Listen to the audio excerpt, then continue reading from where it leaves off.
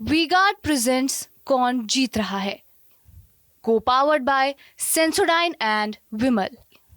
बोलो जुबां केसरी।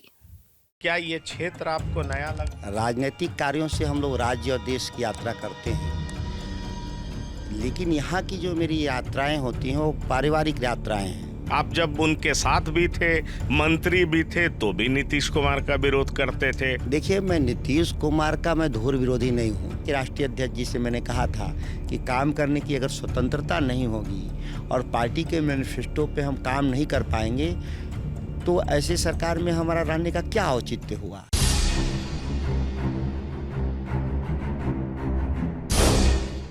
नमस्कार, मैं हूं पंकज कुमार। टीवी 9 की यात्रा बक्सर पहुंची है और मैं बक्सर पहुंचते ही पहुंच गया आरजेडी के प्रत्याशी सुधाकर सिंह के पास।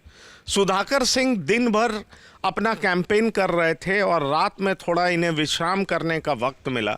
उसी समय मैं इनके पास पहुंच गया और मैं इनसे बात करना चाहूँगा दरअसल इनकी स्थिति क्या है, क्योंकि इनकी एक अलग पहचान है। ये आरजेडी में थे, जब पूरी आरजेडी जेडीयू के साथ रहना चाहती थी तो सुधाकर सिंह तब भी नीतीश कुमार का विरोध करते थे और इसलिए इनको विपक्ष के तौर पर देखा जाता था। ये सरकार में थे लेकिन विपक्ष के तौर पर इनको देखा जाता था। रोज ये चर्चा में रहते थे, रोज ये न्यूज़ में रहते थे और माना यह जा रहा था कि इकलौते ऐसे शख्स हैं जो कि नीतीश कुमार का पुरजोर विरोध करते हैं, क्योंकि बीजेपी को जब भी मौका मिला है वो नीतीश के साथ चली गई है, आरजेडी को जब भी मौका मिला है नीतीश कुमार के साथ गठबंधन कर ली है। ऐसे में सुधाकर सिंह ने नीतीश कुमार का हमेशा विरोध जारी रखा। इस वजह से बिहार की राजनीति में इनकी अलग पहचान रही है। सवाल ये उठता है कि बक्सर से लड़ने वाले सुधाकर सिंह कितने मजबूत प्रत्याशी हैं, यहाँ मुद्दे कितने गंभीर हैं, क्योंकि ये बीजेपी का गढ़ कहा जाता है। 2 बार से बीजेपी के ही प्रत्याशी चुनाव जीते हैं, लेकिन उन्हें बदल दिया गया है, नए प्रत्याशी आए हैं। तो अब हम सुधाकर सिंह के पास सीधा जाते हैं, इनसे पूछते हैं कि आखिरकार यहाँ का माहौल क्या है। सबसे पहले मैं आपको धन्यवाद कहना चाहूँगा कि आपने इतने कैंपेन के बाद भी रात में समय निकाला। तो मैं ये जानना चाहूँगा कि दिनचर्या कैसे रहती है आपकी, कैसे मैनेज करते हैं? क्या ये क्षेत्र आपको नया लग रहा? नमस्कार है सभी को। ये मेरा घर है, क्षेत्र से ज़्यादा घर है। राजनीतिक कार्यों से हम लोग राज्य और देश की यात्रा करते हैं, लेकिन यहाँ की जो मेरी यात्राएं होती हैं वो पारिवारिक यात्राएं हैं। कोई लगता ही नहीं है कि हम चुनावी राजनीति में जैसे रोज़ घूमते हैं वैसे घूम रहे हैं। रोज़ घूमते हैं इसीलिए लोगों का अपेक्षा भी नहीं रहता है कि मेरे चुनाव में अभी तक पहुँचे या नहीं पहुँचे। सबको मालूम है कि जब ज़रूरत होगा मैं मिल लूँगा। तो ये यहाँ पर वैसा कुछ नहीं है कि चुनावी राजनीति के चलते कोई बहुत तनाव हो, प्रेशर हो, ये ऐसा कुछ नहीं है। नहीं, आपने किसान नेता के तौर पर भी पहचान बनाई है, लेकिन आपकी एक दूसरी पहचान भी है कि आप नीतीश कुमार के धुर विरोधी हैं। आप जब उनके साथ भी थे, मंत्री भी थे, तो भी नीतीश कुमार का विरोध करते थे और आप जो कह रहे थे वो सही साबित हुआ। सवाल ये उठता है कि जब आपकी पार्टी नीतीश कुमार के साथ सरकार में थी तो आपके बयान से, आपके हरकत से मुझे लगता है पार्टी भी एम्बैरस फील करती होगी, लेकिन आप जो कहते थे वो सही साबित हुआ। अब आप पार्टी के शीर्ष नेताओं से बात करते हैं तो वो क्या कहते हैं? देखिए, मैं नीतीश कुमार का मैं धुर विरोधी नहीं हूँ। मैं मुद्दों के आधार पे मेरी असहमति थी और जो मेरी असहमति थी वो सच साबित हुआ। अन्यथा मेरे पारिवारिक संबंध हैं उनसे, एक पिता और पुत्र जैसा संबंध नीतीश कुमार से। लेकिन राजनीति में और जब आप एक लोकतांत्रिक प्रक्रिया में होते हैं तो बड़ा स्पष्ट है नियम कि आपके व्यक्तिगत रिश्ते राजनीति में नहीं आड़े आने चाहिए। जो मुद्दे साफ हैं उस पर काम करना होता है। इसलिए हम मौन नहीं साध सकते कि रिश्ते में मेरे वो क्या लगते हैं, वो मुख्यमंत्री हों, प्रधानमंत्री हों, रिश्ते के आधार पे तय नहीं होंगे, मुद्दे के आधार पे तय होंगे। ये कहना कि मैं उनका धुर विरोधी हूँ वो बात सत्य नहीं है। लेकिन जिन मुद्दों के आधार पर नीतीश कुमार राजनीति करते हैं वो हम उनके साथ सरकार में थे तो भी हमारा विरोध था, सरकार के बाहर हैं तो भी उनसे विरोध है। क्योंकि उनके जो मुद्दे हैं, जिस मुद्दों पे राजनीति नीतीश कुमार कर रहे हैं, वो कॉरपोरेट कल्चर के आधार पर राजनीति करते हैं। जो इस देश की जो आरोप नरेंद्र मोदी पर है, उससे गंभीर आरोप नीतीश कुमार पर मैं आरोप लगा रहा हूं कि जिन संवैधानिक संस्थाओं में विश्वास नहीं है नीतीश कुमार को, मुख्यमंत्री कार्यालय ही सुप्रीम बॉडी हो गया, लोकतंत्र में विधायिका सुप्रीम माना गया, लेकिन यहाँ पे कार्यपालिका भी सुप्रीम नहीं है। मिनिस्टर्स एक तरह से डिफंक्ट है नीतीश कुमार के राज में, कोई अपना स्वतंत्र उसकी आइडेंटिटी नहीं है। वो एक्सटेंशन है चीफ मिनिस्टर के ऑफिस के मिनिस्टर्स आज के दिन में नहीं, नीतीश कुमार का जो पॉलिटिकल कल्चर है उसमें। तो इसलिए मेरा विरोध रहा। और आज तो सही है कि उनके जो मेरा अनुमान था कि वो फिर पुनः बीजेपी के साथ जाएंगे, क्योंकि उसी टेम्परामेंट के वो थे, वो चले गए वहाँ पर जहाँ उनको जाना था। नहीं, पर ये बताइए कि जब आप साथ आ रहे थे इनके साथ, तो आपने पार्टी में विरोध किया था, ये सच है? यह सच है कि मैं राष्ट्रीय जनता दल और जदयू के संयुक्त सरकार के मैं पक्ष में नहीं था। दूसरी बात यह है कि सरकार बनने की पूरी प्रक्रिया कई राजनीतिक नई परिस्थितियों के चलते हुआ, तो उसका मैं कोई रोक नहीं सकता था और उसकी मेरी कोई मंशा भी नहीं था। लेकिन सरकार में शामिल होने की इच्छा मेरी नहीं थी, यह सर्वविदित तथ्य है। मेरे राष्ट्रीय अध्यक्ष के अंतिम निर्णय के चलते मैं सरकार में शामिल हुआ, और जिन सवालों को लेकर के राष्ट्रीय अध्यक्ष जी से मैंने कहा था कि काम करने की अगर स्वतंत्रता नहीं होगी और पार्टी के मैनिफेस्टो पे हम काम नहीं कर पाएंगे, तो ऐसे सरकार में हमारा रहने का क्या औचित्य हुआ। लेकिन उनका एक था आग्रह कि तुमको सरकार में होना चाहिए, तो मैंने उनके आग्रह को स्वीकार किया। लेकिन जो होना था वो पहले ही तय था, नियति तय था कि यही होना है। तो ये बताइए कि अब आप घूम रहे हैं, बक्सर में घूम रहे हैं, और बक्सर में जब आप घूम रहे हैं, आपका इमेज बहुत साफ सुथरा है, आपके पिताजी का भी इमेज बहुत साफ सुथरा है, लेकिन आप लालू प्रसाद जी की पार्टी में हैं। क्या इसका खामियाजा आपको भुगतना नहीं पड़ता है? सवाल है, आप नीतीश कुमार का तो विरोध करते हैं, लेकिन आपके प्रेसिडेंट जो सर्वे सर्वा नेता हैं वो सजा याफ्ता है। तो ये आपका इमेज उनका इमेज क्या कॉन्ट्रास्ट नहीं होता, और इसका नुकसान आपको नहीं होता पब्लिक लाइफ में? सभी लोग को मालूम है कि जिन मुकदमे में राष्ट्रीय अध्यक्ष जी को सजा हुई, चूँकि वो एक न्यायिक सब जुडिस है, बहुत मैं उस पर कमेंट नहीं कर सकता।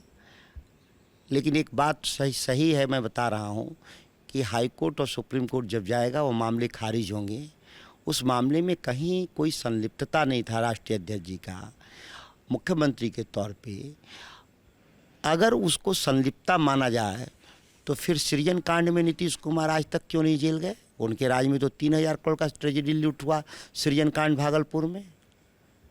मुख्यमंत्री ट्रेजरी का संचालन नहीं करता, ट्रेजरी का संचालन कलेक्टर करते हैं, तो कलेक्टर दोषी होंगे। उन्होंने जो काम किया होगा, कई लोग जेल भी गए, कई लोग बच भी गए। आश्चर्य भी है कि कुछ लोग बचे भी उसमें से। तो ये टोटल एडमिनिस्ट्रेटिव फेलियर था, पॉलिटिकल फेलियर नहीं था।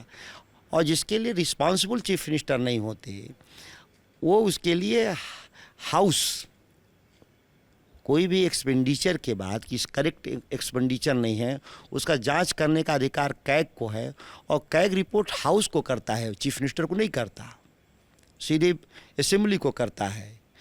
और असेंबली का जो निर्णय होता है वही अंतिम सत्य है। तो ये पूरे मसले में जो हुआ उनके साथ वो दुर्भाग्यपूर्ण था, और इसके चलते हम लोग अपने पॉलिटिकल पार्टी और पॉलिटिकल आइडियोलॉजी को हम लोग समेट लें, जो चाहते हैं विरोधी, ये कभी ऐसा नहीं होगा। नहीं, पर मेरा सवाल ये है कि क्या चुनाव में एक तरफ मोदी और दूसरे तरफ लालू प्रसाद यादव, और उस बीच में जब आप दिखाई पड़ते हैं, तो आपको नहीं लगता कि उनको बार बार जो आपके अपोनेंट्स हैं वो कहते हैं सजा याफ्ता, जंगल राज के पर्याय, तमाम तरह के उपनाम से उनको नवाजा जाता है। आपको नहीं लगता कि जब आप बक्सर में घूमते होंगे, जनता के बीच में जाते होंगे, तो इस तरह की परेशानियों से आपको जूझना पड़ता होगा, जबकि आपका इमेज तो वैसा नहीं है, आपके बारे में परसेप्शन तो वैसा नहीं है, लेकिन आपके नेता के बारे में है। नीतीश कुमार पर कोई इस तरह का आरोप नहीं है, प्रधानमंत्री पर कोई इस तरह का आरोप नहीं है, और आपके पिताजी पर भी इस तरह का किसी ने उंगली नहीं उठाया है। ऐसे में आप जिनको नेता मान रहे हैं उनको लेकर के तरह तरह की बातें हैं। क्या एक साफ सुथरे छवि वाले प्रत्याशी सुधाकर सिंह को जब जनता के बीच में जाना पड़ता होगा तो इस तरह की समस्या झेलनी नहीं पड़ती है? आप तो एक बात तुलनात्मक रूप से मैं कह दूं तो हेमंत बिश्व शर्मा के बारे में आदरणीय देश के प्रधानमंत्री नरेंद्र मोदी का कहना था जब तक वो कांग्रेस में थे कि इस देश के सबसे भ्रष्टतम राजनेताओं में से हैं। 100 वीडियो आपके पास लाइब्रेरी में होंगे। अजीत पवार के खिलाफ तो उन्होंने चुनाव कैंपेन किया महाराष्ट्र में। अजीत पवार उनके मुख्य फोकस में थे, भ्रष्टाचार के संगीन आरोप, 70,000 करोड़ का सिंचाई घोटाला। इसके बाद भी वह भारतीय जनता पार्टी में लोग हैं, आज वो लोग बड़े पद पर हैं। ये सुविधा के हिसाब से लोग आरोप प्रत्यारोप लगाते हैं, अन्यथा जो नीतीश कुमार पर आरोप है भ्रष्टाचार का, वो गंभीरतम आरोप है, और इसीलिए वो भारतीय जनता पार्टी उनको भारतीय जनता पार्टी के साथ हो या जो दिल्ली में सत्ता में उसके साथ हो चिपके रहते हैं कि हमारे पर कार्रवाई नहीं हो। अन्यथा उनसे भ्रष्ट आदमी कौन है राज्य का, जिसके रेजिम में मुजफ्फरपुर बालिका गृह कांड हुआ, करीब करीब 42 लोगों के साथ, बच्चियों के साथ दुराचार हुआ, कई बच्चियों के लाशें मिली थी, वहाँ कंकाल मिले थे उसके कैंपस में ब्रजेश ठाकुर के। और ब्रजेश ठाकुर के से उनके तो इतने घने रिश्ते थे कि उनके बेटे के बर्थडे में बाई रोड पटना से मुख्यमंत्री मुजफ्फरपुर जाते हैं, फिर भी वो नहीं। कम से कम 120 भी तो बनता है ना षड्यंत्र में शामिल होना। कहाँ उन पर कार्रवाई हुआ आज तक? कई आरोप, दर्जनों आरोप। जब रेल मंत्री थे तो जैक घोटाला उनके राज में हुआ, स्लीपर घोटाला उनके राज में हुआ। सीबीआई जांच आज तक पेंडिंग है, पार्लियामेंट की स्टैंडिंग कमेटी के रिकमेंडेशन पे है। देश में कानून का राज अगर होता तो आज पिछले 25 साल से एक आदमी के खिलाफ जांच पेंडिंग कैसे रहा? वो चुनाव लड़ रहे थे लोकसभा बाढ़ में, सीताराम सिंह की हत्या में वो अभियुक्त में से एक थे। 20 साल 25 साल बाद जब वो खुद सत्ता में आए तो वह कुटल हुए। तो ये कहना कि नीतीश कुमार की छवि साफ है अपने आप में हास्यास्पद है।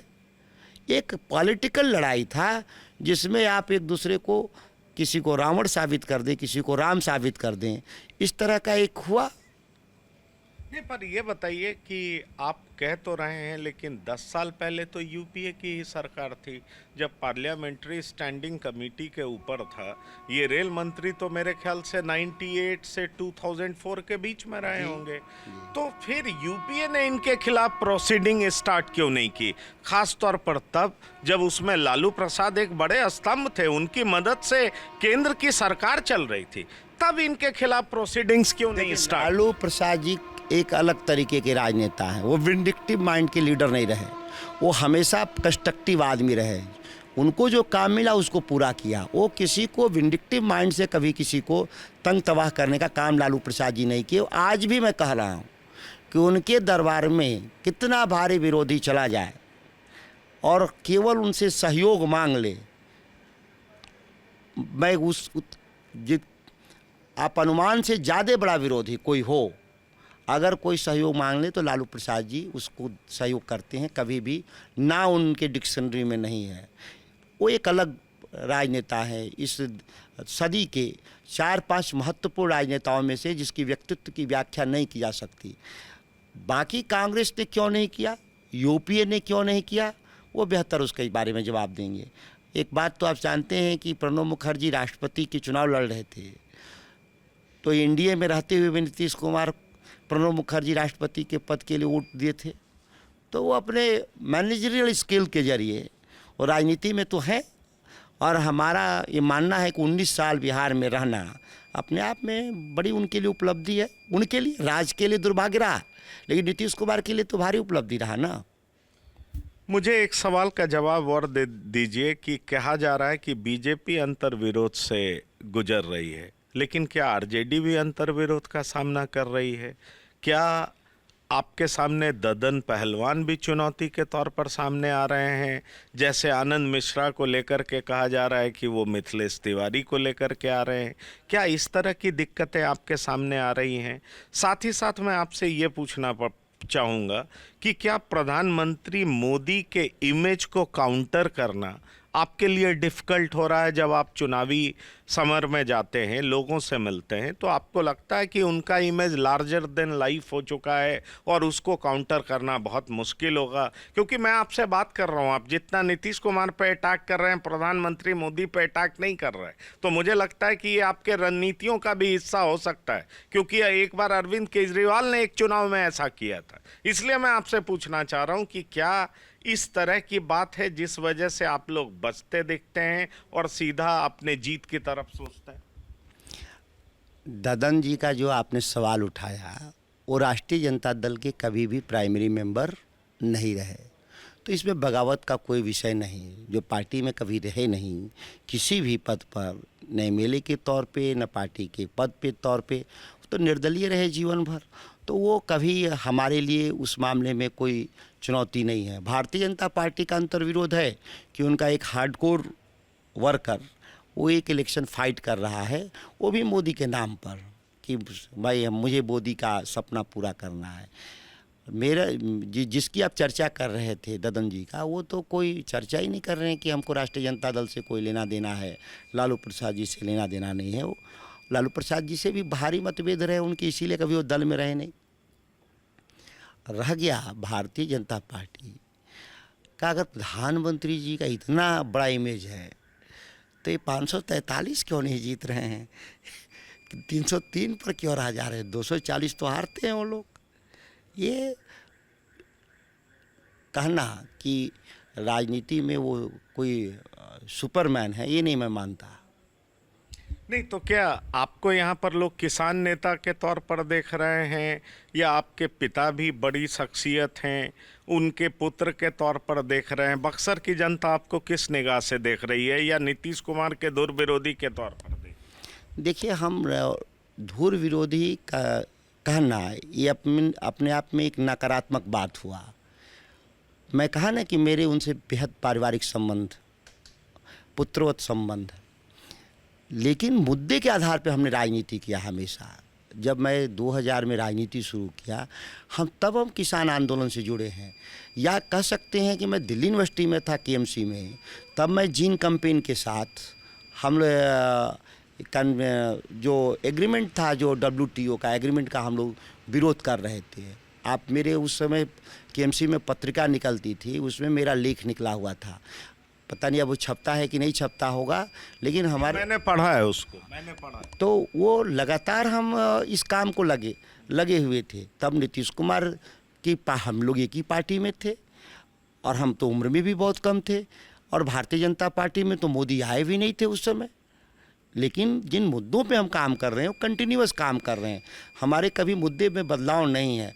किसानों के पक्ष में और उनके हितों के लिए जो संभव नीतिगत निर्णय लेने का सवाल हो या मदद का, उसमें हम लोग कभी भी पीछे नहीं हटते। और समझौता इसलिए नहीं करेंगे कि मुझे MP MLA बनना है, मिनिस्टर, इसलिए मैं समझौता कर लूँ, ये इस जीवन में नहीं होगा।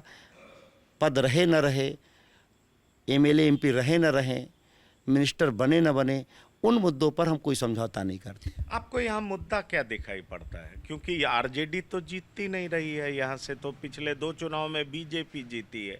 इस बार जनता क्यों चुनेगी आपको, ऐसा क्यों लगता है? बीजेपी क्यों जीत रही थी? कोई औचित्य नहीं था जीतने का यहाँ पर, क्योंकि बीजेपी ने कभी कुछ किया नहीं बक्सर के लिए। आप पूरे संसदीय क्षेत्र में घूम जाएंगे तो जो 3-4 बड़े काम हैं वो राष्ट्रीय जनता दल के कार्यकाल के हैं। यहाँ पर 2 जो हाईवे जिसको पकड़ के आए होंगे, वो हाईवे भी उसी समय का UPA का था। मेरे फादर मेंबर ऑफ पार्लियामेंट थे उसी समय। या यहाँ पे बिजली घर चौसा में है, वो भी उसी काल में निर्माण शुरू हुआ। लेकिन बीजेपी जीता तो इसके पूरे बिहार में जीत गया, इसीलिए बक्सर भी जीत गया। लेकिन अब बीजेपी तो ऐसे भी देश में कहीं उस स्तर पे नहीं है, पुराने स्तर पे, तो बक्सर में भी नहीं है वो। तो यहाँ पर आपको मुद्दा क्या दिखाई पड़ता है जब आप लोग? यहाँ वही है, किसान का खेतों में पानी का सवाल हो, या हमारे पर्यटन के विकास का सवाल हो, या हमारे किसानों की आमदनी का सवाल हो। पढ़ाई लिखाई की जो विश्वामित्र की धरती है, ये ख़त्म हो चुका है। पढ़ाई लिखाई यहाँ कुछ है नहीं, जहाँ भगवान राम का जहाँ शिक्षा दीक्षा हुआ।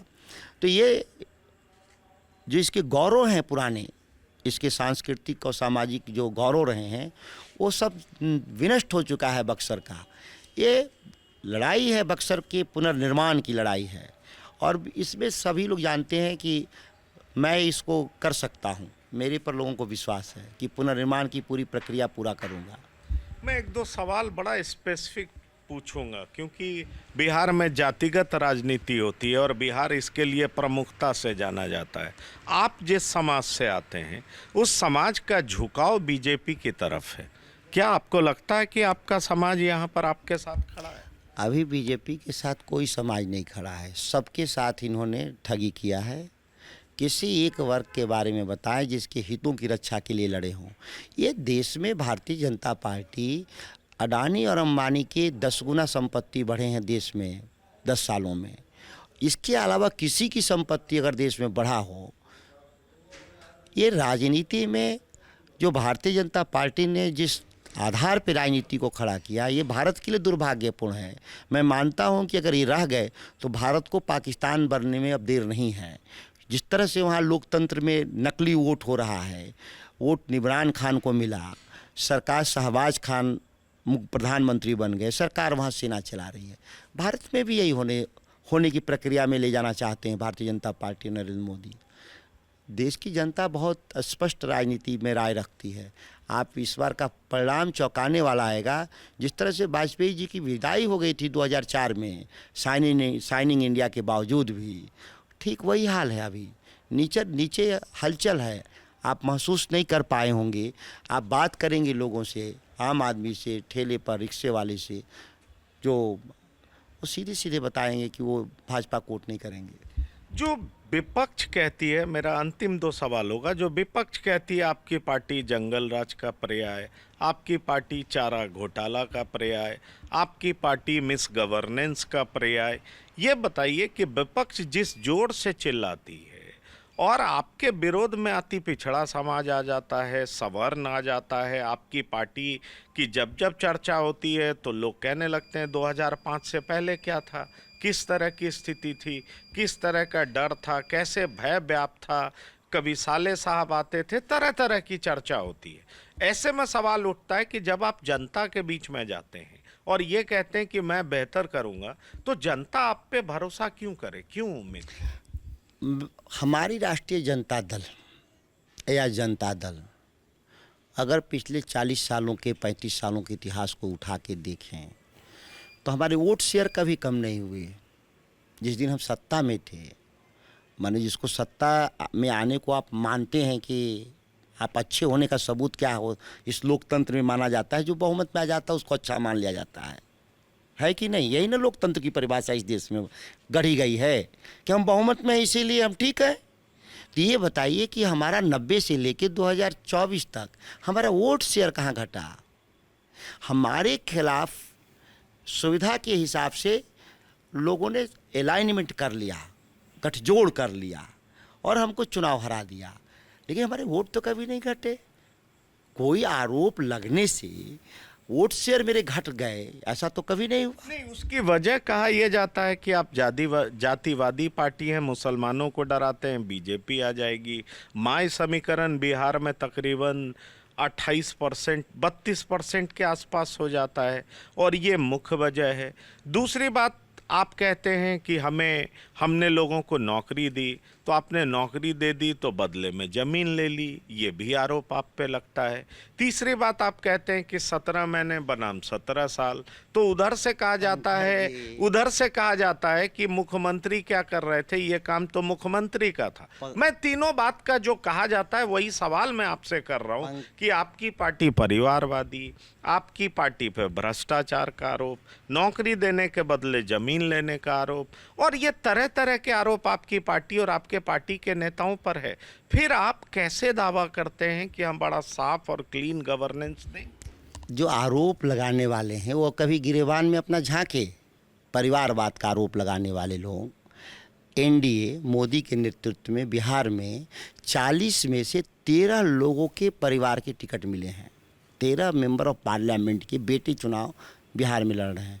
ये बात भाजपा को और मोदी जी को क्यों नहीं दिखाई देता कि उन्हीं के कलम से इस बिहार में विवेक ठाकुर, शिवेश राम, अशोक यादव, संजय जायसवाल, रविशंकर सिन्हा जैसे तो आधा दर्जन तो बीजेपी में हैं।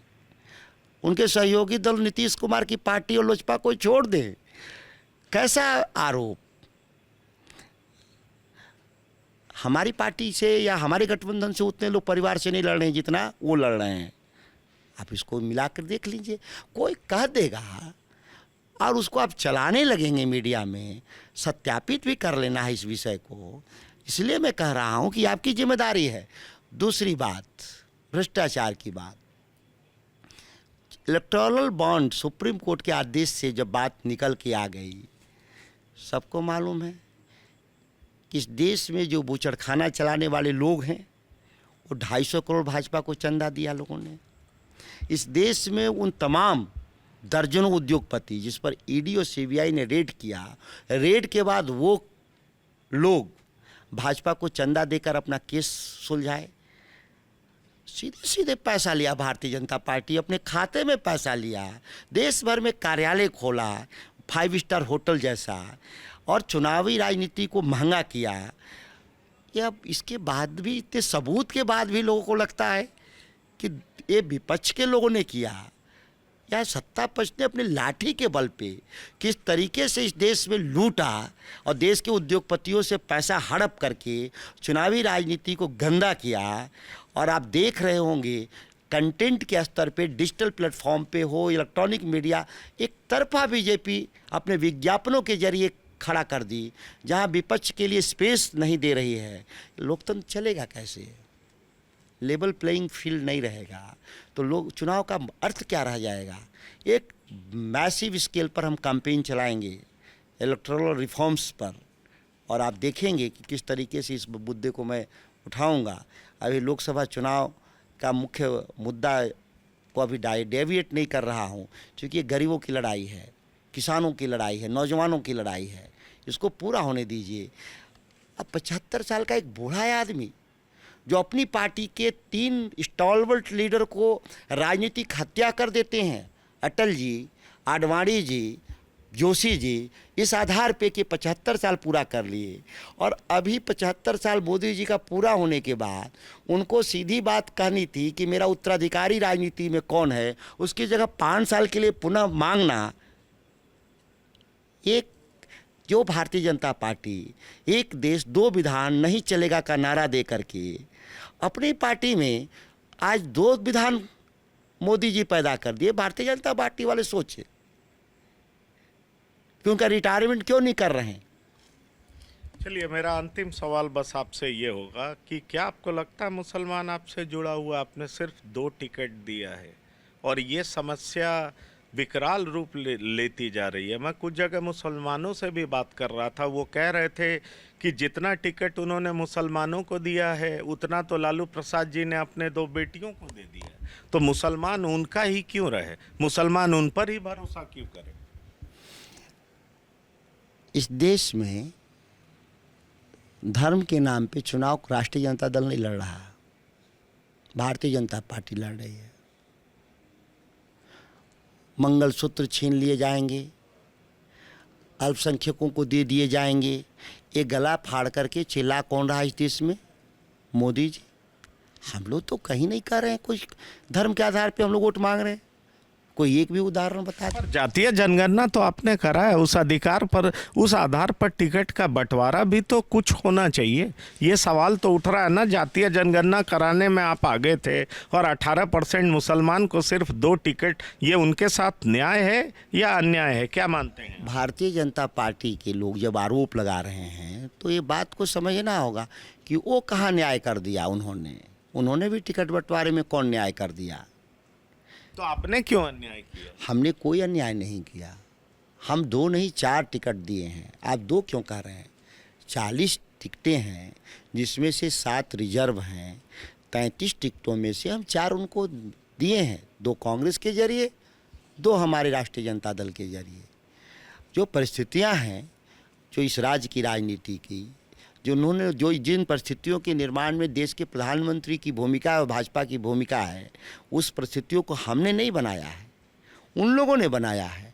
उन परिस्थितियों में 4 टिकट हम लोगों ने दिया है और भी मिलना चाहिए। ऐसा नहीं है। 1-2 लोगों को हम लोगों ने कहा था लड़ने के लिए, उन लोगों ने टिकट किन्हीं कारणों से नहीं लड़े, तो हमने उस टिकटों पर बदलाव किया। हिना साहब के लिए भी हम लोग चाहते थे कि वो लड़ें सिवान, लेकिन उनकी अपनी अलग मजबूरी रही होगी, पारिवारिक मजबूरी रही होगी। एक आध जगह और भी हम लोगों ने कहा था। तो स्वाभाविक है कि जो परिस्थिति, राजनीतिक परिस्थिति देश के प्रधानमंत्री ने बनाया है, वो कई वर्गों के लिए संकट पैदा कर दिया है देश की राजनीति में। इसको मैंने कहा ना कि भारत को पाकिस्तान बनने में बहुत देर नहीं है अगर ये लोग रह गए तो। चलिए, तो आपने हर सवाल का जवाब बहुत साफ गोई से दिया और अपने पक्ष को, अपने पार्टी के पक्ष को बड़े साफ तरीके से रखा। चाहे परिवारवाद का मुद्दा हो, भ्रष्टाचार का मुद्दा हो, हमने बेधड़क इनसे सवाल पूछे और इन्होंने हर बात का जवाब अपने तरीके से दिया और अपने पार्टी का पक्ष भी रखा। सवाल ये उठता है कि पिछले 2 बार से चुनाव में जीत रही बीजेपी, क्या इस बार उसको ये पटक देंगे? क्योंकि किसान नेता के रूप में पहचान बना चुके सुधाकर सिंह के लिए ये एक बड़ी चुनौती है, लेकिन ये कहा जा रहा है कि ये यहाँ के मजबूत उम्मीदवार हैं। आखिरकार परिणाम क्या होगा ये तो 4 जून के बाद पता चल पाएगा, लेकिन बक्सर की लड़ाई दिलचस्प मोड़ पर है, क्योंकि आरजेडी की तरफ से प्रत्याशी सुधाकर सिंह हैं, जिन्होंने शुरू से ही अपनी पहचान किसान नेता के रूप में बनाई है। तो इस समय बक्सर से अपने साथी जेरी और अंकित मिश्रा के साथ TV9 के लिए पंकज कुमार। धन्यवाद, नमस्कार।